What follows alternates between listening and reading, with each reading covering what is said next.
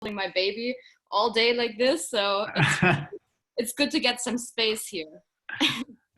Yes, holding the baby. That is something that will definitely do it for the neck and Yep. shoulders, and the hips, by the way. What else? I mean, all the parts of the body. Everything. Yeah, yeah.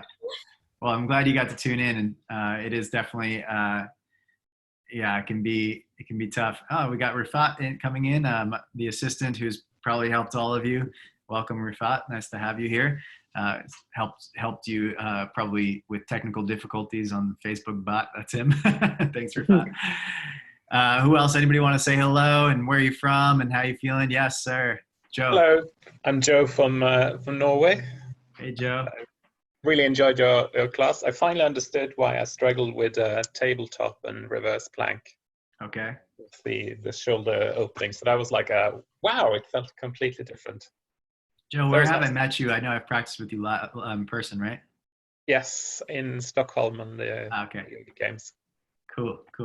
Nice to see you again, Joe. Who else? Anybody else want to say hello? Yeah, who do we got? Charlie? Well, my name is Melissa. Yeah, I was gonna say, is this Charlie's iPad? But I think it's not. I have to switch the name of the iPad. I'm originally from Puerto Rico, but I live in Georgia.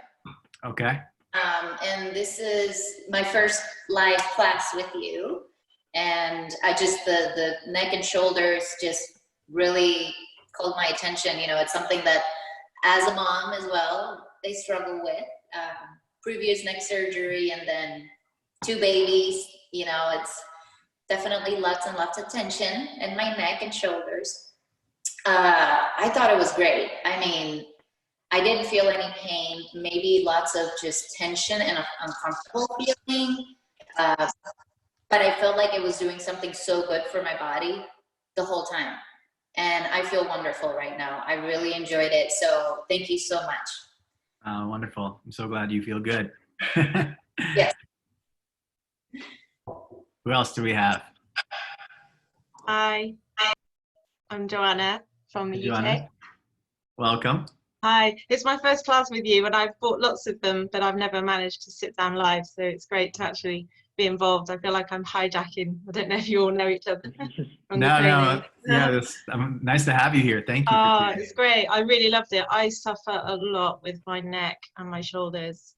And I was intending on, my kids were sat here doing stuff and I thought I'll just sit and watch, but no, I couldn't. I had to get in because I just got back from teacher training in India and I don't know what I did, but I'm in pain and I haven't been practicing at all. So this was great. And I got the email today and I thought, this is what I need. Yeah, so I was burning. I'm going to feel that. Can I ask, where's your pain from that you got from the training? I've been trying to do lots of moving around to work out where it is. I think this morning I realized, I think it's coming from like the center of my scapula. Mm. You know that muscle that you get in the back and just but it goes right down to my lower back. So then you started saying about hips and I've got tight hips as well. So it's like a whole, and so rotation, when I rotate towards it, it pulls all the way down through the rib cage. That might be, there's a nerve that runs through C5, cervical 5, that usually runs in that same line. I would think that maybe some part of your neck, like the low neck, might need to do more like pulling the head back and mobilizing that area. It tends to be stiff for people, but that's where that nerve runs down. Okay. It might not be that. It could be muscular or it could be fascia, you know, who knows, but it just sounds like an indicator of potentially that C5 area. Yeah, I'll have a go because, I mean, it was intense training and I'm getting old. Yeah. I'm wondering if it's ever going to get easier. You know, there have been times in my yoga practice where I just thought like, man, I'm getting old. And then the next year I think, man, I'm getting young. And then, then it's old and young. I mean, it's just the body's amazing. It has the ability to heal no matter what. As long as it is living, it is healing. You know, it's constantly healing itself. So it's just a matter of, and this is what I want to kind of talk to everybody about. If you've got pain, if you've got pain in the body, usually the first thing the mind goes to like, oh my God, this is going to be forever. The mind thinks it's always going to be forever. Whatever's happening now, the mind attaches and said, this is it. This is what life is like from now on. And there's like, then panic and worry, all that then makes it all worse, and it completes the cycle. So one of the thing about, pain, whether it's even, emotional pain, from something that happened, not even physically, but physical, emotional pain, usually the answer is always like, you do the opposite of whatever that is causing the pain. And that's like, it sounds, oh yeah, just do the opposite. It's way harder said than done. Way harder done than said. But the reality is, if you start doing whatever the opposite of that caused it, it will change. It will promote healing, whether it's physical or emotional. And some of that means you have to go into the discomfort. Like if any of you have ever been to a therapy session, you know that the therapist is always going to try to get you to go a little bit towards the edge of where you don't want to talk about, that little bit of uncomfortable place. You have to go in there, and then in order to unwind the pattern. It's the same with the physical body. They're both the same. There's pain. Pain is pain, physical or emotional or mental, whatever. And we have to go in to unwind the pattern and then change the cycle, change the pattern or whatever it is. So, emotional pain or whatever, there might be this like this repetitive belief system that's going on, that pattern, and you have to go in, acknowledge it, and then start reworking a new pattern. Sorry, that went off a little bit on a tangent there, but hopefully that makes sense for some of you. Yeah, so anybody else want to chime in either about neck pain or do you have any questions about the waves of the surface and Yoga Chitta Vritti Nirodha or anything like that? I'm happy to hear. Hi, Matt. Yeah, we got a couple coming in. Amanda? I'm Amanda. Nice to meet you guys. I just want to say thank you, because I really feel like your yoga has really helped me tap into that emotional side of my pain. And kind of go beyond it, and it's really been profound over this last month, so I'm really appreciative of it. So thank you. Oh, I love that. Thank you, Amanda. That's really great feedback for me, and very, very heartwarming. Appreciate you sharing that with me. Thank you. So glad to hear that. Anyone else want to say something?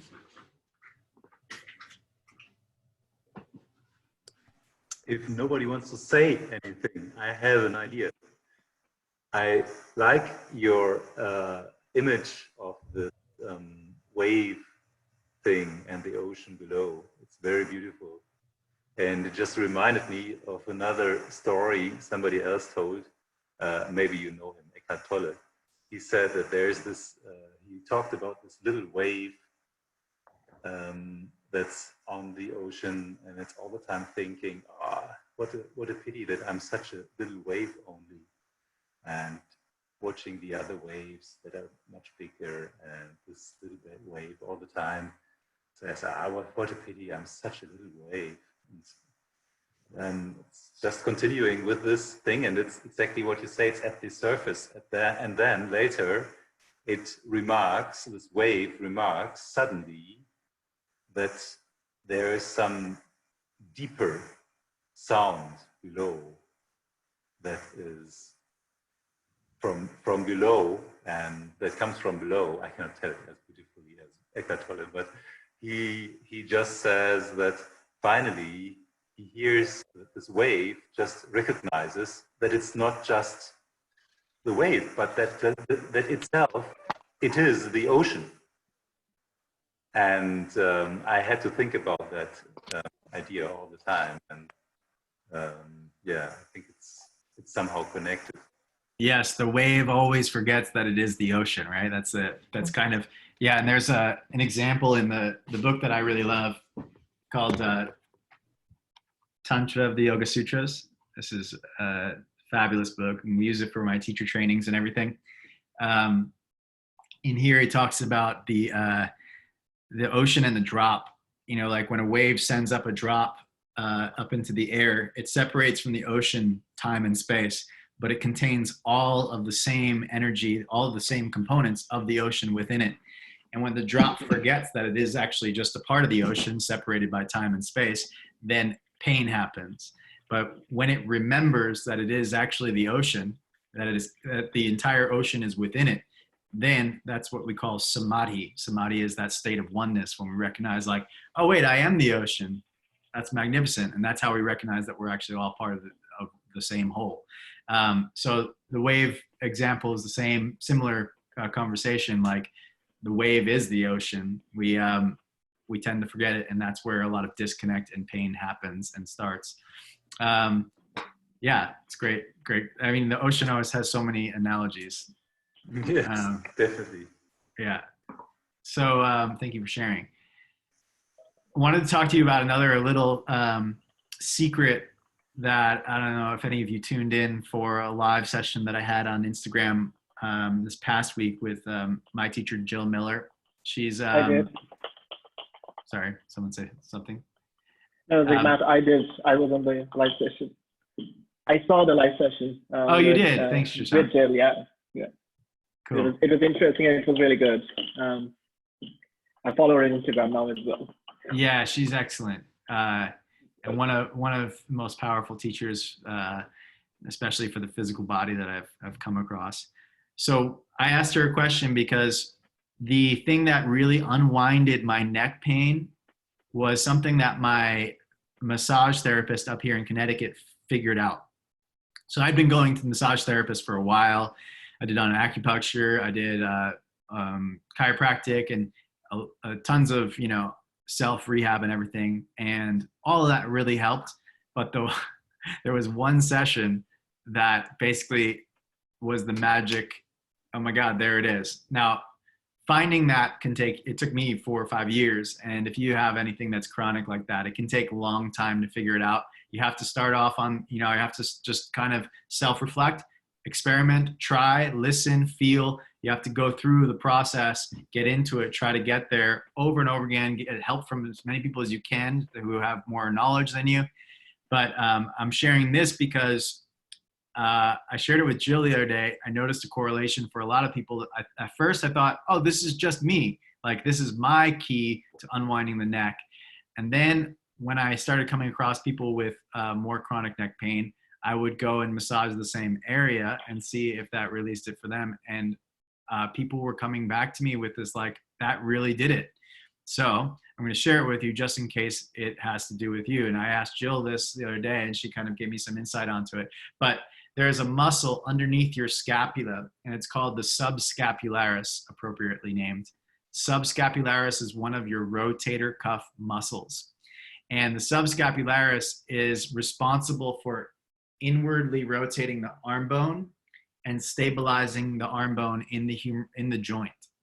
And so most of the day we're in internal rotation of the arm bone. Right now I'm in internal rotation.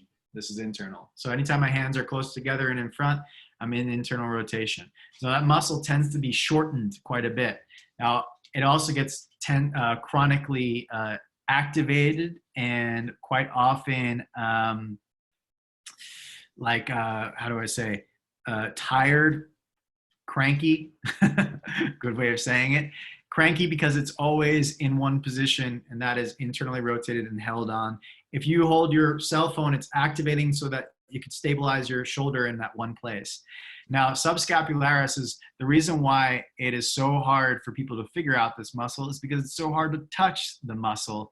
So most massage therapists aren't going to go there right away. This muscle exists. In order to touch it, you have to go in through your armpit and navigate through all sorts of tissue there until you can touch. So there's a couple of attachment points in there, but until what you can do is you can internally rotate and externally rotate until you feel it. But you have to get through a lot of tissue, and it's right on the inside. So if you can see, this is my scapula. It runs on the inside here and then attaches to the humerus on the front here. So you have to go in where nobody else would want to go and get in here. And I usually have to relax it by leaning into it. Let me see if I can move my screen. And it's super uncomfortable, but I rest my arm on the table, finger in here, close, soften, and then I can get into it this way. And Jill showed putting a ball, her therapy balls in here, and doing the same thing and kind of getting at it that way. Now, it took me a long time. I had a massage therapist do it a number of times until I could figure out how I can do it myself. because there are a lot of muscle tissues in that one area. And it can be very sensitive. There's a lot of nerves in that area too. And so you kind of have to bypass those nerves to get in there. And so it's worth asking a good massage therapist to release that, to touch it and see if that supports your neck release. So it's like a magic trick for me and my body. If I ever start feeling my neck starting to feel like it's starting to seize up, I go in there, I massage that and the serratus anterior muscles, which are alongside the ribs here. You can feel they're like fingers alongside the ribs. If you massage those a little bit, which are the muscles that move your shoulders forward, then that will release them and get them back again. So a little self-massage goes a long way. And I wanted to share that with you here, because it's hard to do that in the middle of a yoga class, like roll around and stick your finger in your armpit and pray for the best. But I'm sure, and I haven't looked this up because I just did it all tactile, figuring it out. But there might be something on YouTube of how to self-massage your subscapularis muscle. I bet you can find something. So that being said, I'd love to hear anyone else wants to chime in and say hello, where you're from, how you're feeling, what do you got going on in your neck? Is it feeling good? Not so good? Questions? Yeah, Monica.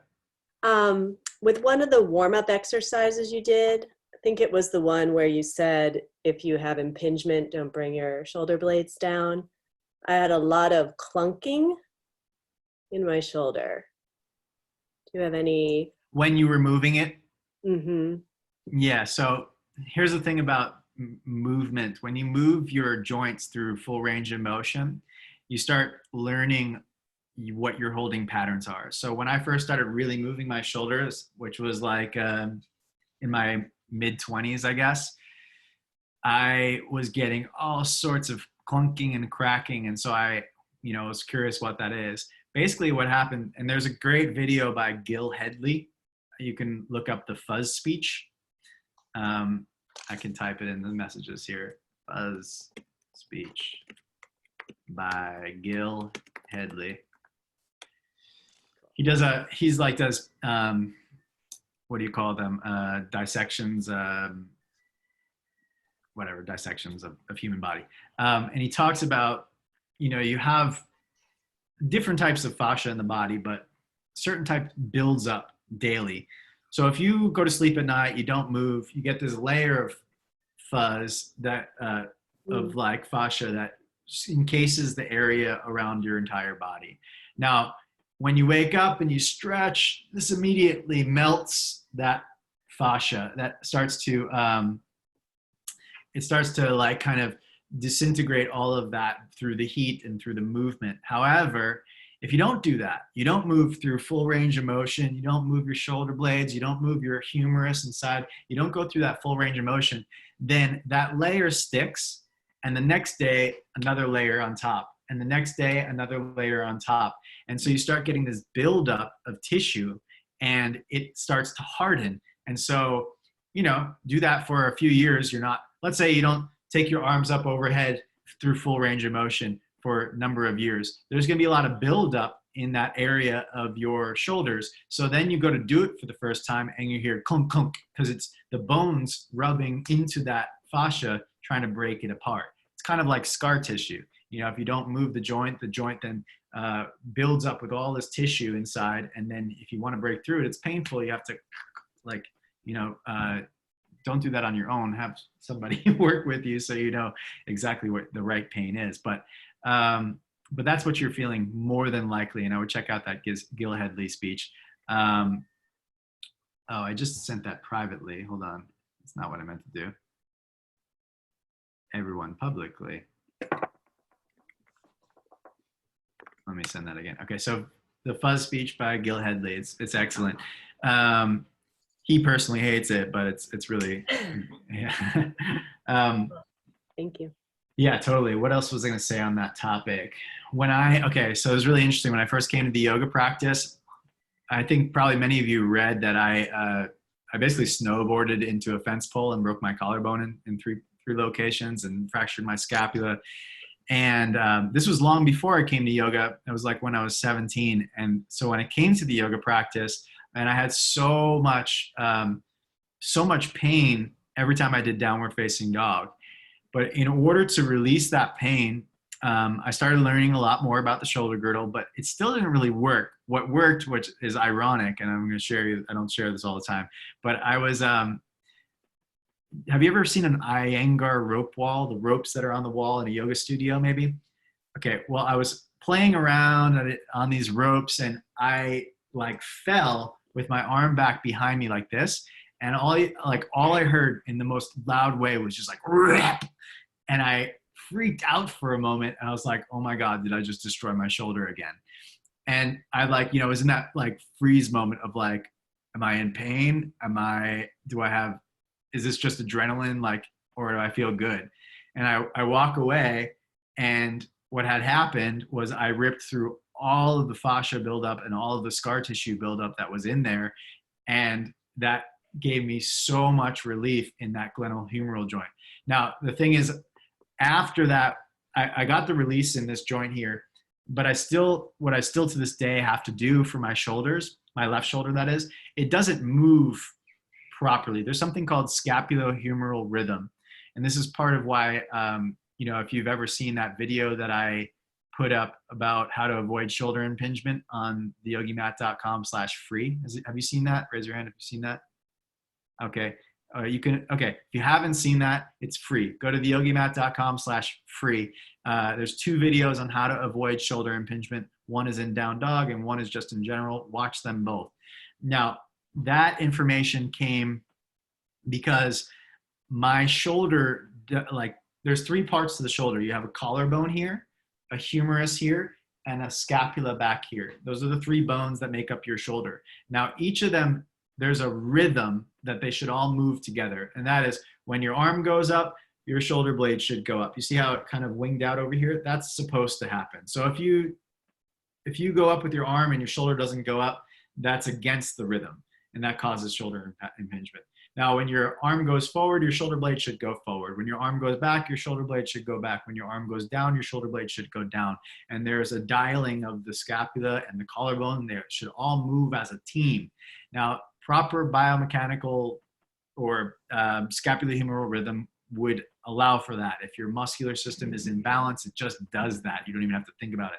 My right shoulder does it. It does it great. My left shoulder, I have to constantly think, like focus my energy on moving all the moving parts in the rhythm. And, that sucks, but right now I'm used to it. I've been doing it for like 12 years like that, so it's fine. But in the beginning, it was like, oh man, I could just move my right arm and it's great. I don't have to think about it. It just does everything. Thank you. Left side, I have to like turn on all the muscles appropriately as I move in order not to create pain in the shoulder joint. So that scapulohumeral rhythm is a really great like buzzword that you can look up and understand more about. But if you want to learn about it for how to avoid shoulder impingement in down dog, just watch that video. I have arrows. It shows you like, even in the blog, it gives you like a breakdown of each photo of like steps to take. Yeah, I would definitely watch that. And please, if you like it, share it with other people, because that's something I'm really trying to get out there, because people are still pulling their shoulders down their back when their arms are over the head and destroying their shoulder joints. So let's get out of that. Let's share it with the world. Make sure everybody knows that that's not a good idea, physically speaking. Hope that makes sense. Who else would like to say something? Chime in. Let me hear your questions. Let me hear how you feel. Hi, Matt. So attending the class today, I've always enjoyed it. I've attended your personal sessions in Bermuda and now these online sessions. And now I'm looking forward to yoga teacher training. Just have a quick question. The session was amazing, but when, at the back, when we do the hand lock and we do this one, I'm fine here, but then I feel a strain on this side of the neck. I can move this very easily and it can go without any problem. But when I go and lock my hands like this at the back, I feel a strain over here. And it's always been any weight trainings I don't know why, what's the reason for it, why it's happening. Is it because you want to explain about the neck and the same thing I can do for massaging the deep tissue scapula? Or I have no idea. Any suggestions for us? So let me see if I get it straight. So when you do the interlace, this one here, Yeah, exactly. Yeah. you feel a strain in the trapezius here. Here, Right at here, the yeah. top. Is it deep or is it surface? Like how deep? It's surface. It's over here, so it's Okay, on this so side. it's trapezius area. Can I just see you slowly start to go towards it so I can just watch your shoulder move? Okay, we'll try to do it properly. Just let me-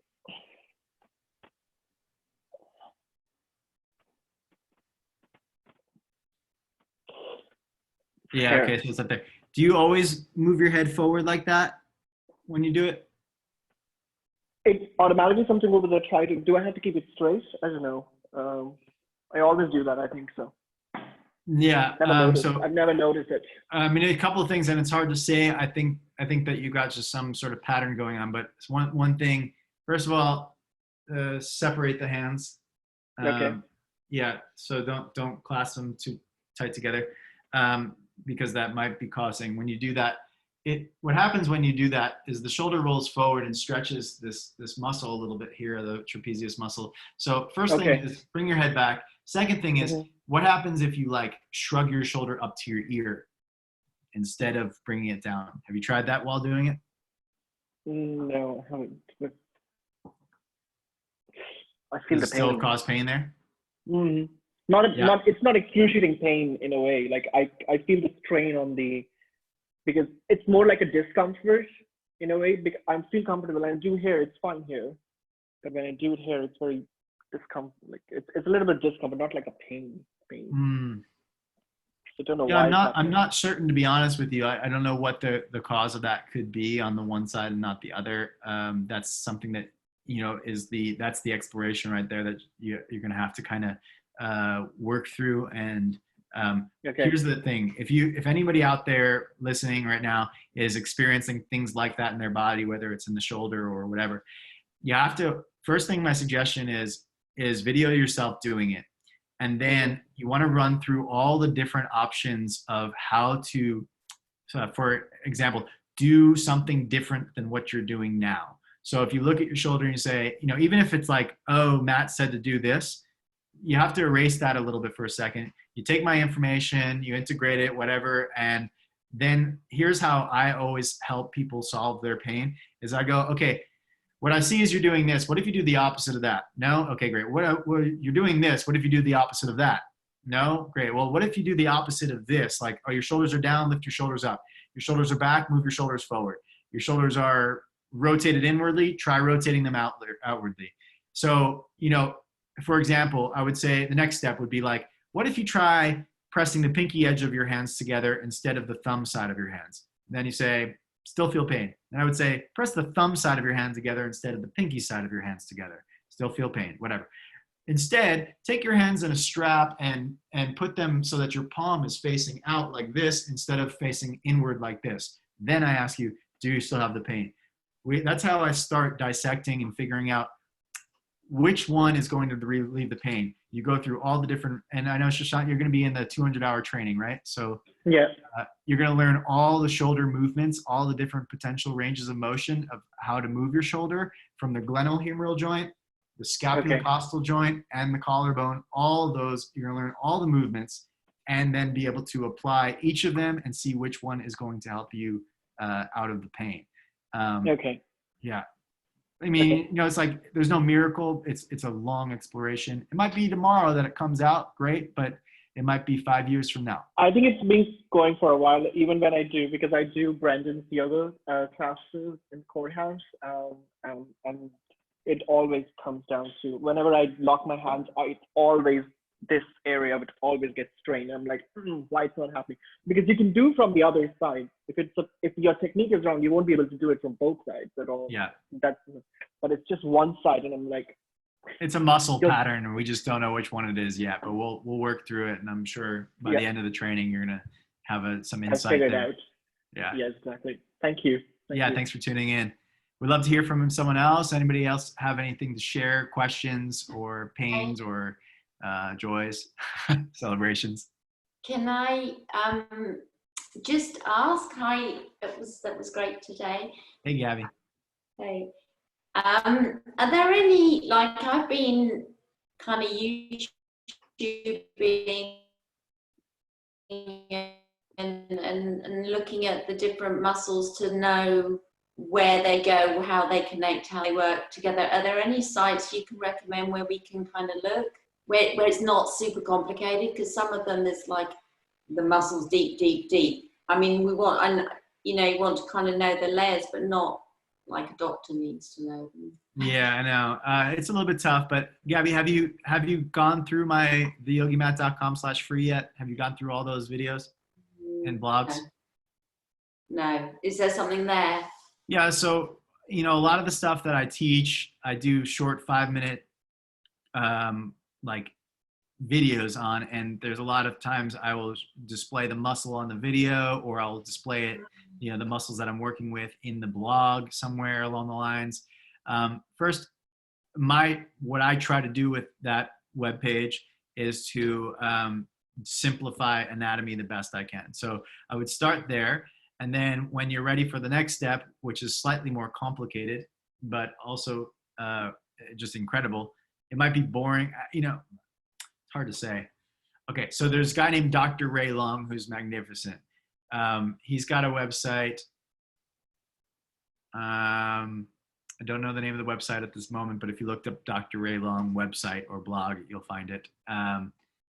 And his stuff is excellent. You kind of have to figure some of it out though. So he'll say things that like, I'm like, I know what he means, but like most people would never know what the heck he means. So, but my suggestion is, if you can, are you getting books delivered where you are? Is that still possible?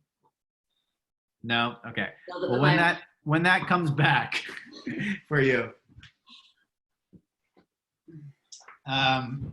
this is the book we use in our 200-hour training. It's called The Key Muscles of Yoga. It's by the same guy, Dr. Ray Long. And I find his book to be a lot more effective than his website. But personally, I like the website more, but that's because it's more complex and you get a little more research-based and whatever. But the book is better for most people that haven't really dove into the anatomy section yet. So first I go to your blog, which has a free site on it, which is on your Facebook page, or? No, if you go to theyogimat.com, my website, and click the free tab, just click the word free at the top. If you're on mobile, the drop-down menu, click free, and it's all my blogs. And I've done a lot of research there. I've done a lot of anatomy stuff there, and I try to make it as simple as possible. That's where the shoulder impingement video is, and many others. Yeah. Chaturanga videos are there.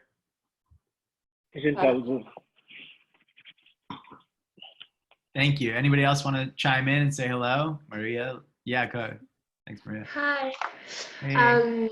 I'm calling you from, well, I did the live session from Spain. Wow. We've been in lockdown for 2 months already. And we had the most beautiful day today, and just an amazing storm is going on now with like thunder. And so I thought it was appropriate for the class, you know. And I don't have any questions or pain, lucky me. I just wanted to thank you because it's awesome what you put out there for, you know. I'm super new to yoga. I come from meditation, so I don't have no background in any sport. I've never been a sporty person. I never wanted to sweat or get tired. I've been very lazy all my life. And now I've been 1.5 years doing very consistent practice, and your I really like your approach, and I'm learning so much. So I just wanted to send you, a big thank you, and that's all. Yeah, thank you so much. I'm glad to hear that. And Gabby wanted to know, where in Spain are you from? Barcelona. Barcelona. Yeah. Barcelona. All right, everybody. So I do want to wrap this up, so I don't want to take too much of your time, and I'm glad that I'm just grateful that you tuned in, and thank you for being a part of this, and thank you for practicing with me. Just to let you know, a couple of things in May, I've got another immersion, so that if you're not part of April Immersion, then I'll just quickly let you know we do 3 days a week yoga, 1 day a week meditation and pranayama, and all sessions are optional. Of course, you can practice live with us at the time that we're doing it, but if the time doesn't work out, you get access for life. So it's 12 yoga classes, 4 pranayama meditations, and that's on the live page. So if you go to theyogimat.com/live, you can purchase that there. We begin in May, which I'm super excited about. So hope to have you on for that. And if anybody's interested in doing an online teacher training, you can click the tab at the top of the page there that says 200-hour online.